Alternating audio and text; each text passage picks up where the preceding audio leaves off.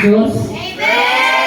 Mahina sa salit na to. Kung sino pa yung matatanda, yung pa yung mahina mag-amen.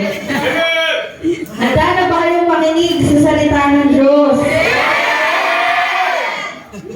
Lakas pa din ang mga bata. Nakakasira ng eardrums eh. Ayan. Alam niyo, lahat naman nakanood na ng Squid Game, di ba?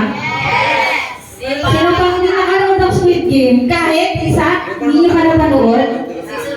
Season 1 lang. Pero at least napanood niyo. Sino nakapanood ng Squid Game? Lahat naman. Sino yung hindi? Yung hindi na lang. Kayo, manood kayo ng Squid Game. Pwede, minsan yan. Ayan. Sa Squid Game, bibigyan ko lang kayo ng idea. Yung pinaka-strongest, or sa Tagalog, malakas, pinaka-matalino, at pinaka-matyaga ang nananalo. Ilan na yung nananalo sa Squid Game? Isa lang, di ba? So, ayun lang yung nananalo, isa lang. So, ngayon, ang topic natin is about God's love.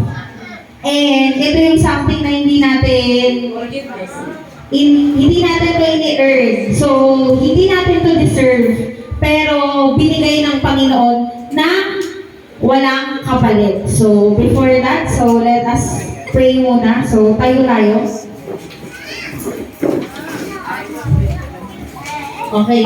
Yes, Heavenly Father, Lord God, so maraming salamat po, Panginoon, sa araw na ito, Panginoon, sa pagkakataong muling magkatipon-tipon at mag-fellowship ang bawat kabataang ito, Panginoon. Salamat sa iyong pag-ibig at biyaya na walang katulad. Isang biyayang hindi namin kayang pagtrabahuhan, ngunit malaya yung binigay sa pamamagitan ng inyong anak na si Jesucristo. So, Panginoon, hinihiling namin na buksan niyo ang aming mga puso at isipan habang pinag-aaralan namin ang mensahe, Panginoon, na ibinigay niyo sa bawat isa. So, guide us, Panginoon, Lord God, upang maunawaan namin, Panginoon, ang pagkakaiba ng larong mundong ito, Panginoon, Lord God, na puno ng pagsubok, takot, at pakikipagbaka, Panginoon, kumpara sa inyong biyaya na puno ng pag-ibig, habag, at kaligtasan, Panginoon, Lord God.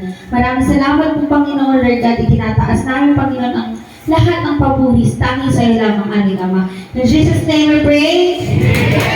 Amen.